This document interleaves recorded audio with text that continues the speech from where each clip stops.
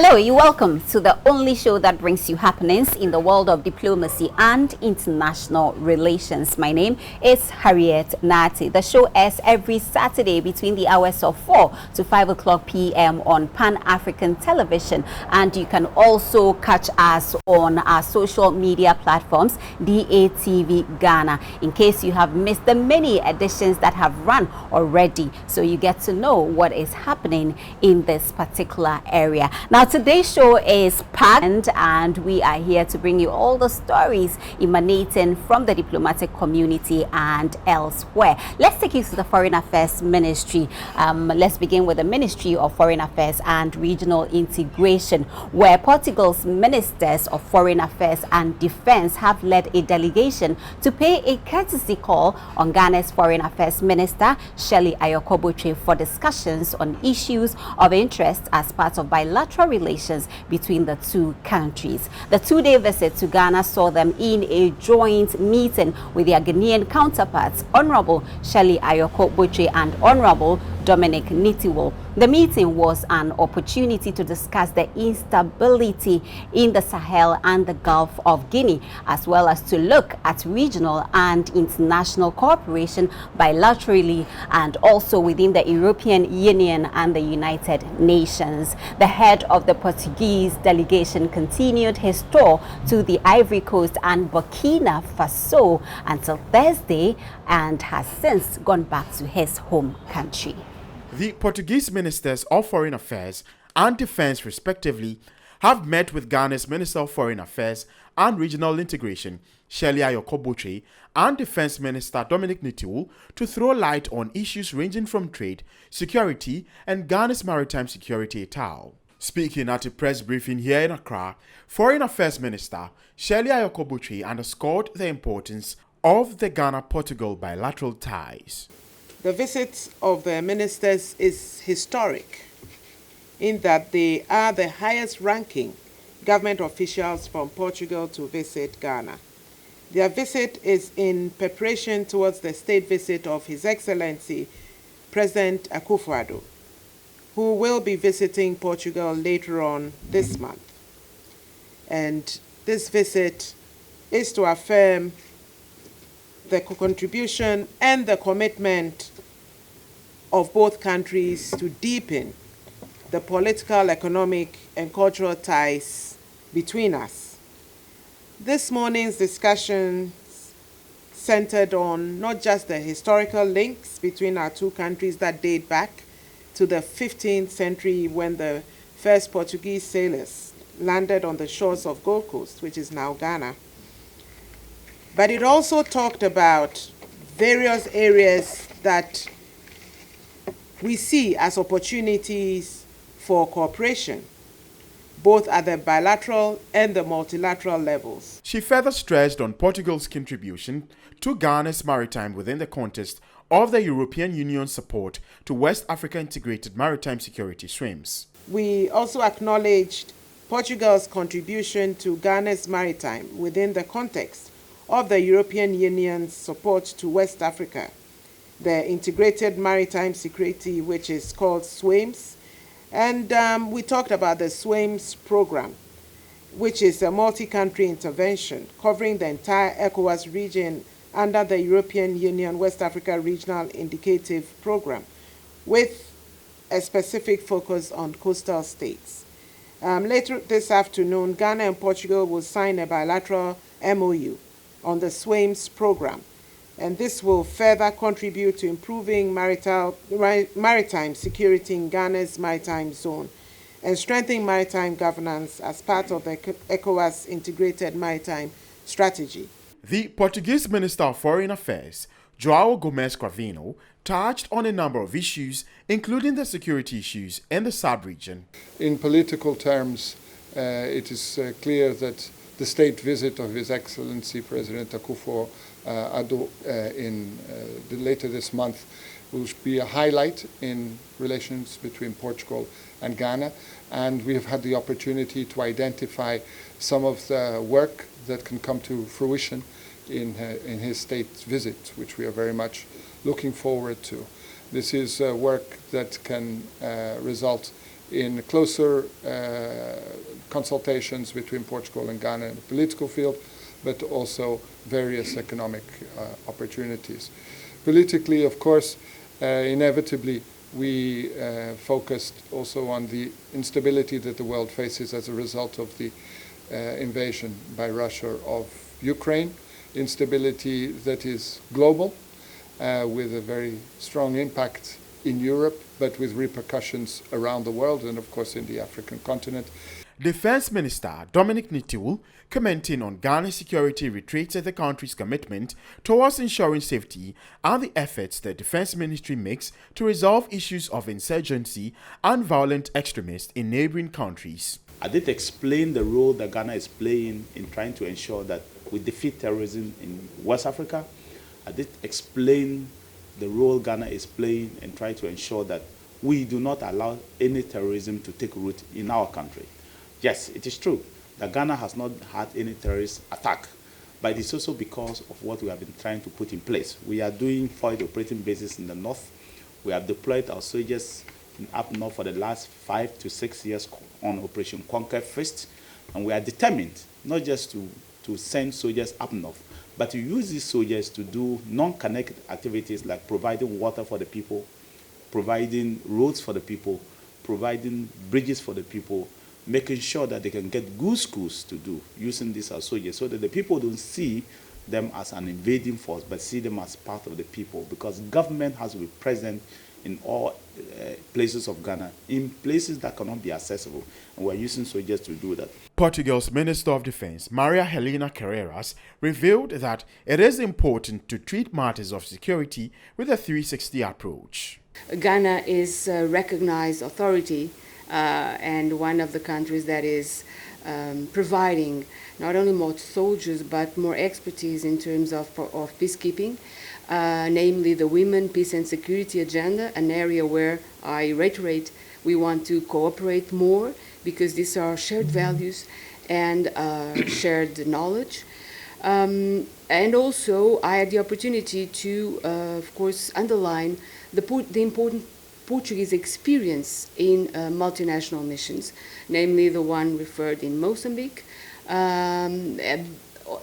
underlining also the fact that in the framework of the European Union, I believe we are able to support Ghana and support our partners in the South by advocating a 360-degree approach to security.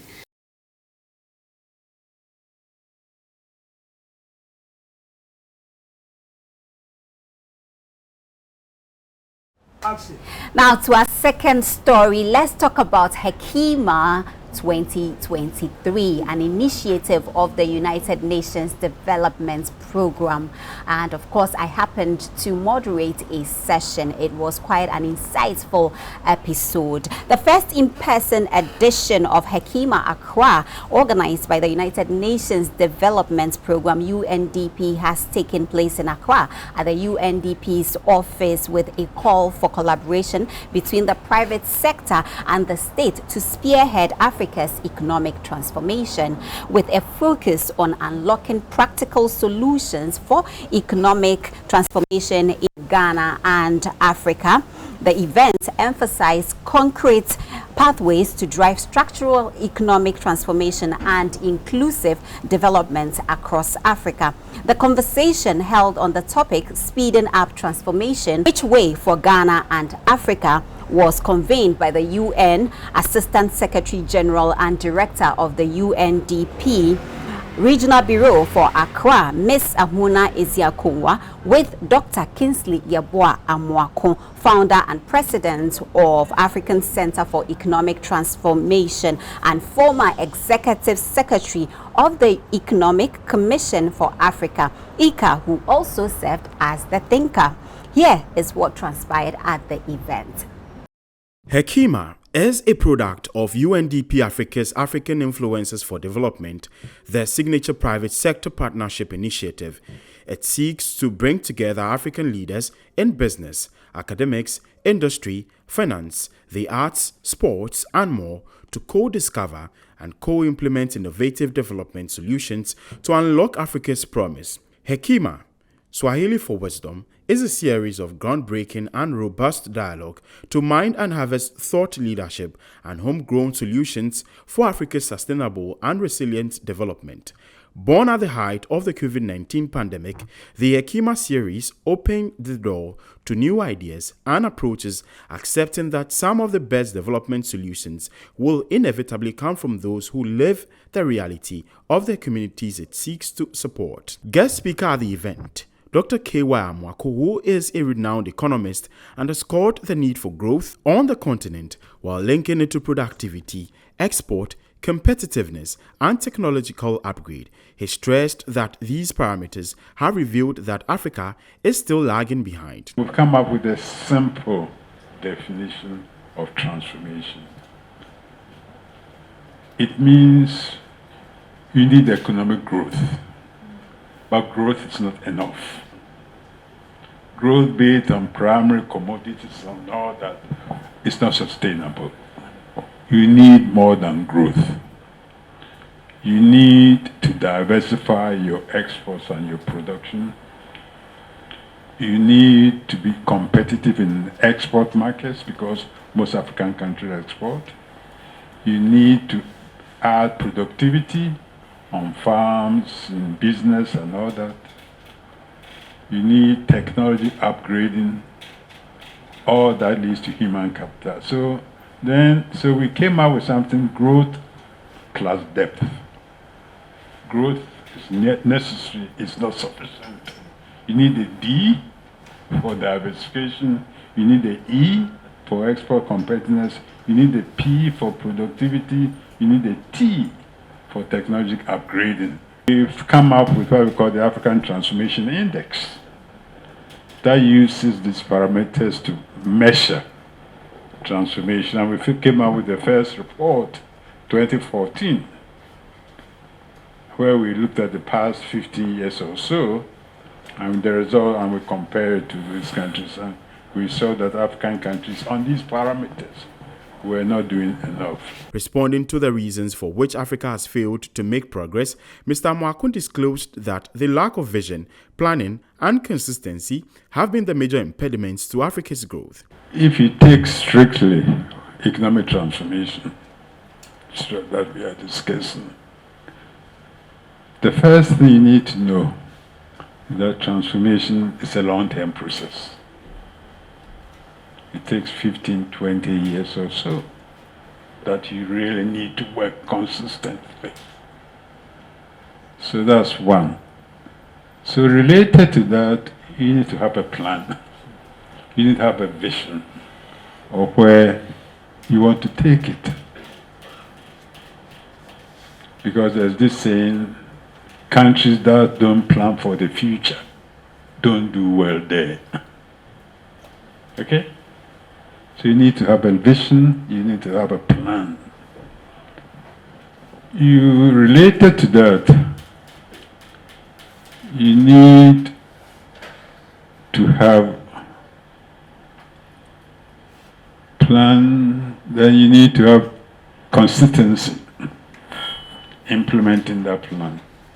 Private sector interveners who graced the event, Chief Executive Officer of Suku Technologies, Cleans Akpelu, Jennifer Ewenam Afola, CEO of Jojoy Skincare, and Nadia Usu, a youth advocate, all shared varied thoughts on the event and the way forward to empowering small and medium-sized enterprises. Development is more needed to be more profitable. You need to develop these all other things that are not essentially seen as profitable for you to build your profit. What I mean by this is this. If you take, for example, the UN Global Compact Principles, which talks about labor, the environment, talks about corruption and all of that.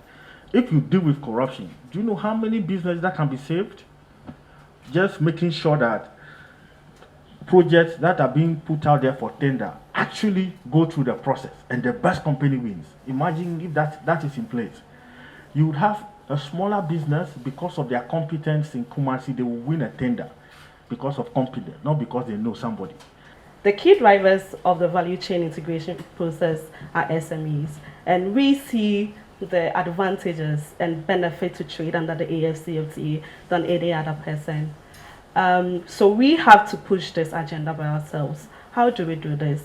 By creating our own network. I would like to commend UNDP for being one of the institutions organizing sensitization workshops, training, boot camps, which I have been a beneficiary. I was part of a workshop training last year in Kigali, and that was where I got a deep understanding and knowledge of the AFCFTA. The one thing is young people are looking for information. Young people are very hungry to be part of conversations. Young people are challenging stereotypes. If you can look here, you can see young people are here. They want to listen. They are wanting to participate in intergenerational dialogues like this. Young people want it and want it very much. Most often at times we are being tokenized because they have to have a youth factor as part of things, and we don't want that. Young people are capable of leadership. Every now and then I tell people that for me, I want a leadership where young people are at the forefront of it. If we want to drive Africa's transformation, then we have to include young people, because if we're talking about innovations and technology, who is going to man the AI? Young people. Who is going to write the code? Young people, and especially young women. Angela Lusiki heaped praise on today's youth for their commitment towards investing their all into their craft. I want to say also that hearing the three of you, and you, our interveners, it's really where hope is born for me, because I see your clarity, of purpose. And sometimes we dismiss our youth as being reckless and irresponsible. I actually think this is the avenue through which we're going to get transformation and hope, because you have such clarity of purpose and you are also very conscientious. And it's not just the three of you, it's all the young people I meet as I travel across this continent. I'm just really struck by what Africa has produced. I mean, my generation and yours, maybe we didn't completely fail, because these young people are the products of our investment as parents, as aunties, as uncles. And if you are anything to go by, then we did something right.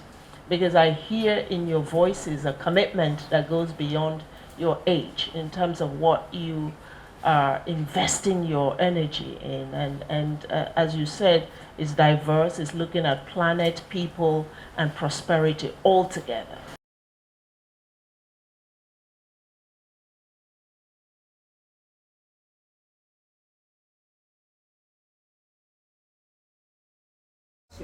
All right, let's continue with the updates, and let me take you all the way to Paris, France, where I had the opportunity to participate as a journalist in the Global Financial Pact Summit hosted by the French government, President Emmanuel Macron, which also took me to Ghana mission in Paris to pay a courtesy call on Ghana's ambassador to Paris, France, Miss Anna Bosman. Now, Ghana's ambassador to France, Anna Bosman, has reiterated the need for capacity building of journalists back home to fully grasp the ever-changing nature of their profession with regard to the issues of diplomacy and international relations. To her, this would help journalists live up to the billing as the fourth estate of the realm and also appreciate the increasingly complex economic and social development issues.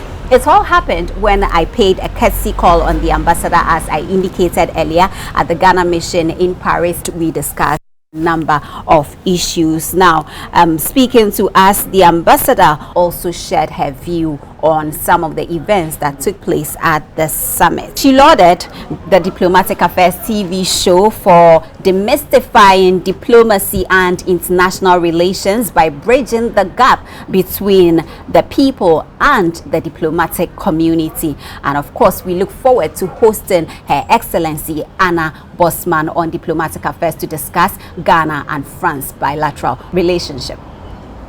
Story. Speaking of France, let's talk about the former representative of France to Ghana, Anne-Sophie Ave. The ambassador, in a video posted on Instagram, disclosed her fight with cancer. She expressed her gratitude for the support received by her family, friends, and fans. In the video, the French diplomat said, and I quote, "As I told you, I had a health issue. It was a recess of cancer I had 14 years ago. I've been very lucky because it could have been treated through surgery. Now I am waiting for further treatment, but so far, so good." Unquote. Anne-Sophie Ave ended the video hoping she would visit Ghana in August. Hi guys, a few weeks ago I told you I would be away from social media, and but I kept an eye on what was happening, especially in Ghana, and it kept me going to know that a lot was happening in Ghana, and I was looking forward to coming back. As I told you, I had a health issue. It was a recess of a cancer I had 14 years ago. I've been very lucky because it could be handled through surgery, and now I'm waiting to know if there is a further treatment, but so far so good. It takes time to recover, but I'm doing my very best. And what keeps me going on is that I'm really hoping that as early as August I will be able to come to Ghana and see all my friends and say thank you to all those who have been so supportive during my time in the hospital and my time in recovery. So I want to say thank you very much to all of you, to those who have been so close to me and who have been calling regularly, taking news and checking up on me. It meant a lot to me. You cannot give up when you have so much support. So thanks again. And now fingers crossed, because I really hope I will be in Ghana in August and I will be able to enjoy this amazing Ghana mood, Ghana vibes, and be with you guys again. Thank you so much.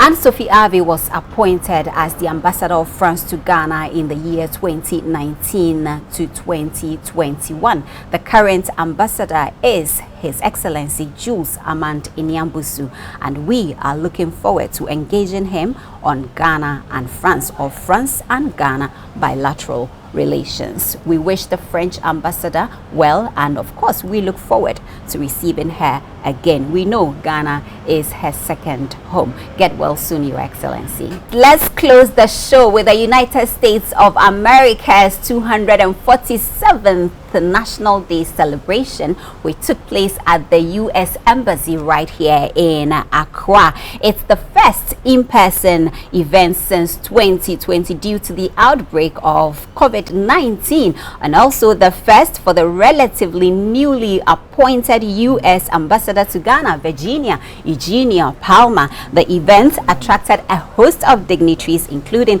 the U.S. community right here in Ghana. The ambassador delivered a brief remark commending the finance minister for securing an IMF program in the shortest possible time, with the communications minister, Honorable Asla Owusu Ekufu, who led the government delegations, also expressing appreciation to the U.S. government for the many interventions and collaborations on the road to Ghana's economic recovery. Now, there was a display of fireworks to climax the celebration. Members of the audience were treated to jazz music by the Topside Brass Band, a U.S. Naval Forces, Europe and Africa band, who performed the rendition of Ira Star Rush, everybody's favorite at the event. The guest list included government officials, the diplomatic community, traditional leaders and friends of the mission right here in Accra. We were there, and here is the program through our lenses. Now, in this episode of Diplomatic Affairs, we will be bringing you the 247th National Day celebration of the United States of America right here in Accra, Ghana. We expect so much at this event. I know the ambassador is going to be delivering a speech, and of course there will be a response from the government official of Ghana. Thank you very much, Honorable Minister. Detail. Please welcome Ursula Essel on the stage for the singing of the national anthem of the United States of America.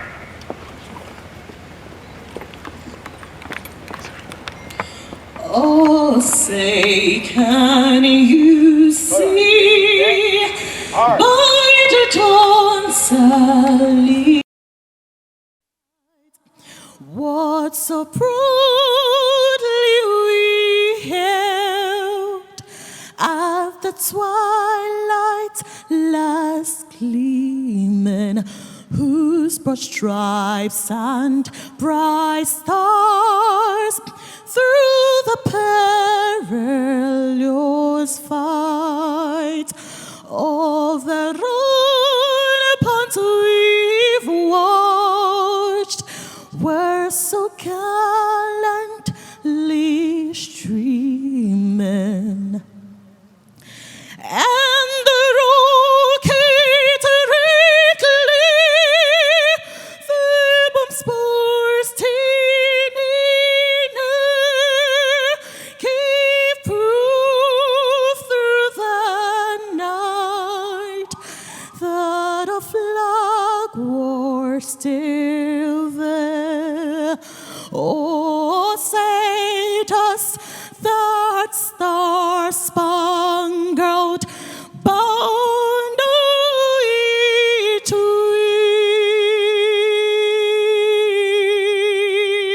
wave all the land of the free and the home of the brave.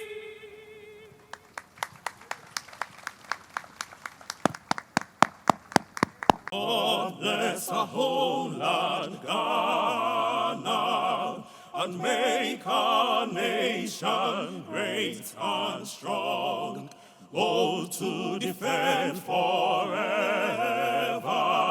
the cause of freedom and of right. Fill our hearts with true humility, make us cherish fearless honesty, and help us to resist oppressors' rule with all our will and might forevermore.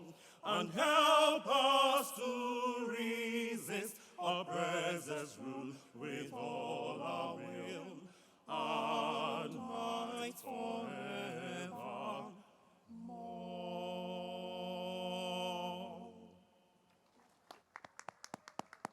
We concluded work on a $390 million Millennium Challenge Compact, which built power infrastructure that will make major contributions to Ghana's growth. The depth of our longstanding security partnership was highlighted when Ghana and the United States hosted Flintlock, a major military exercise that involved 29 nation militaries. And soon we'll be commissioning 2 ships and handing over a pier and millions of dollars of equipment to the Special Boat Squadron. And then finally, when Vice President Harris visited Ghana, she announced major programs on security, digitalization, and women's economic empowerment that look at Africa as a critical partner on issues that define the global future: new technologies, climate, and democratic growth. And the choice of Ghana as her first stop was very intentional, acknowledging not just our historic ties, but Ghana's leadership in regional security and on the UN Security Council, and her model for democratic governance for the region and the world. And highlights of the Vice President's visit and some of the other programs that we have going on are on screens around the event tonight. I hope you'll sip your drink and have a look. I also want to acknowledge that it's been a tough year for Ghana, and the Minister of Finance is here, and hats off to you, Minister, for getting the IMF deal done as fast as you can, as fast as you did. It was a Herculean task. And now the hard work of implementing that begins. And I want you and Ghana to know that as Ghana's economy recovers, the U.S. government, U.S. companies, and our people stand with you. The 4th of July is a reminder that the flame of freedom burns brightly in all of us who strive for a better future. And I get very corny about the 4th of July.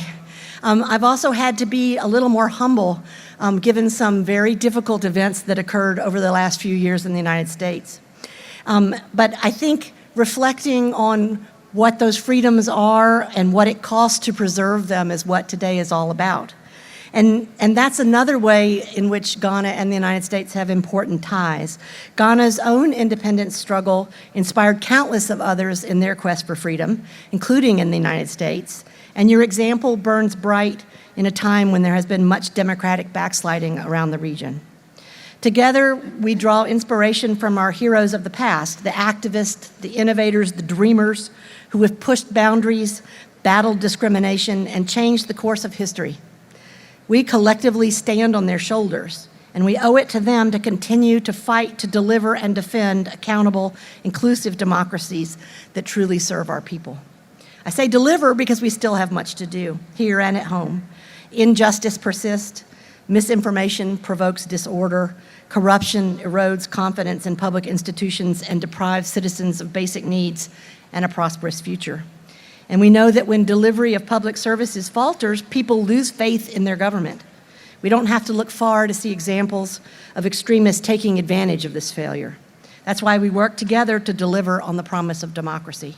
The solutions to these problems, to corruption, to a lack of faith in public institutions, and the threat of extremism lie in more democracy, not less democracy.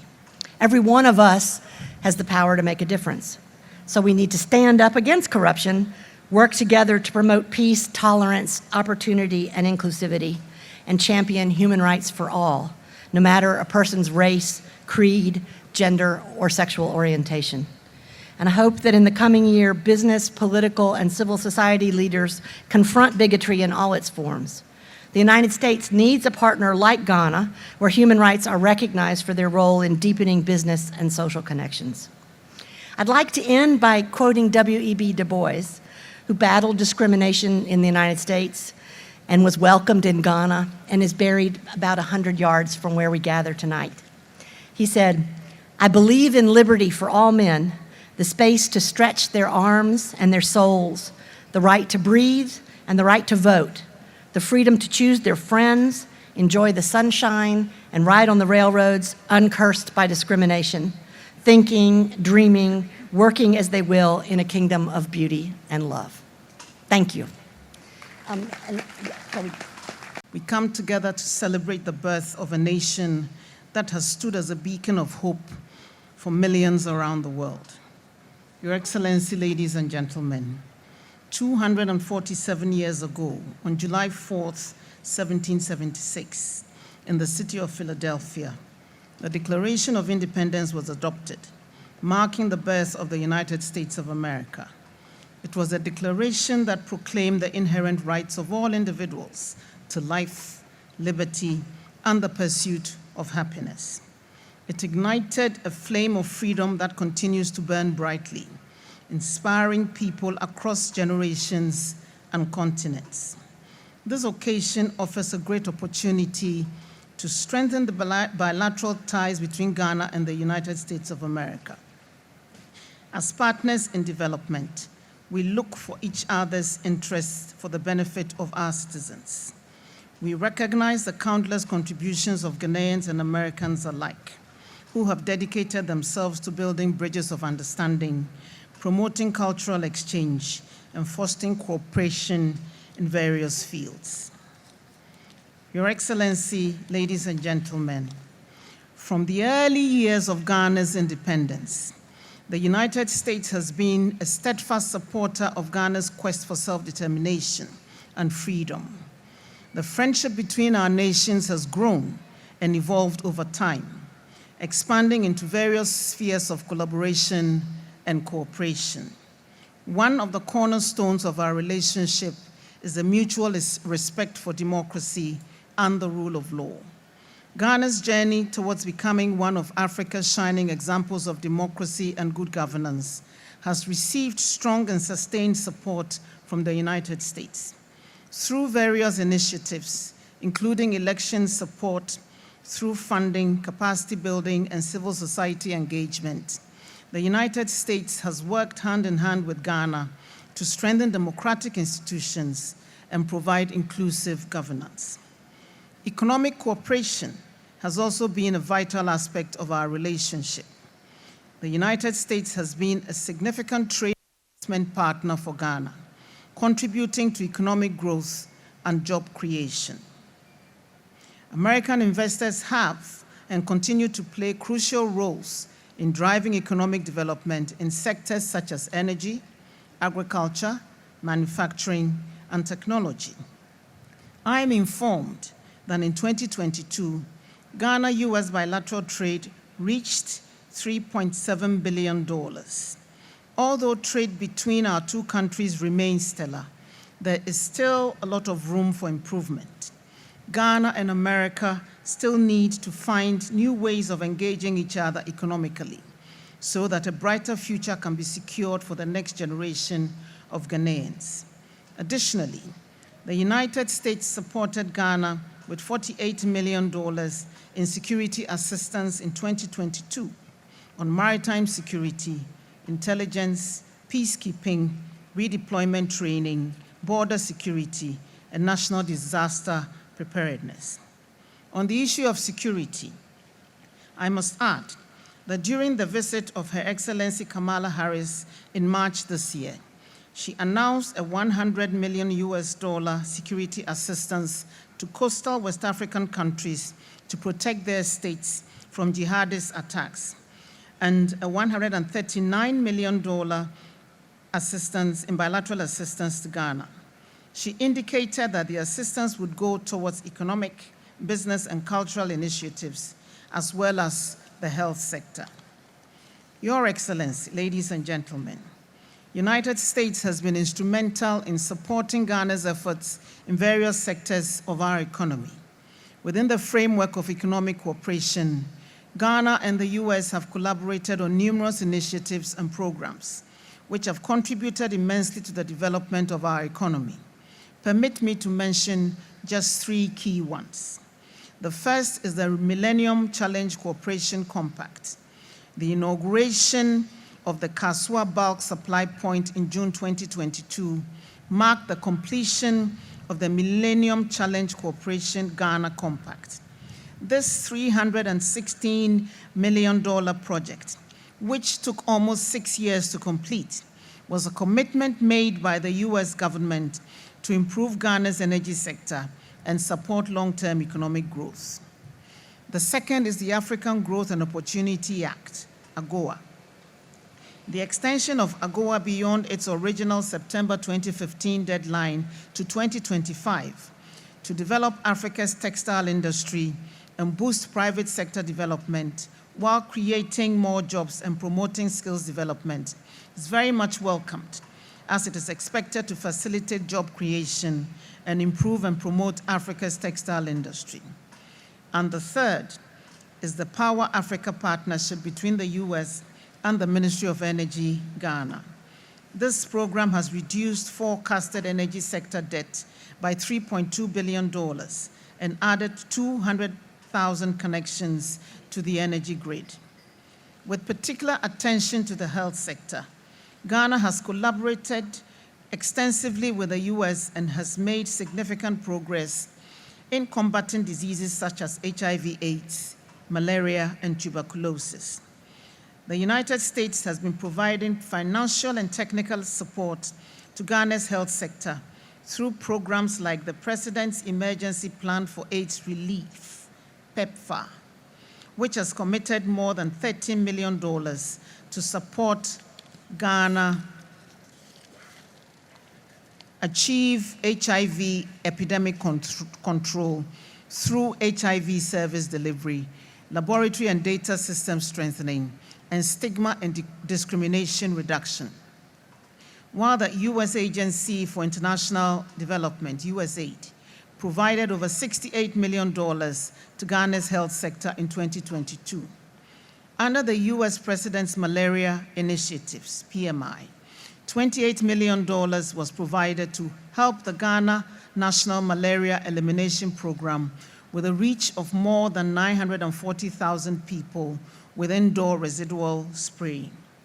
Let me also take this opportunity to commend the government of the US for its donation of over 12 million doses of the COVID-19 vaccines to Ghana to fight the deadly coronavirus disease, which caused major economic and humanitarian havoc throughout the world.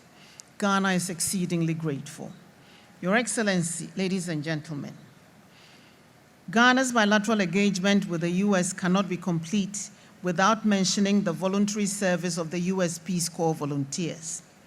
Peace Corps staff have over the years trained their Ghanaian counterparts in various fields, including education, agriculture, health and sanitation, and environmental protection.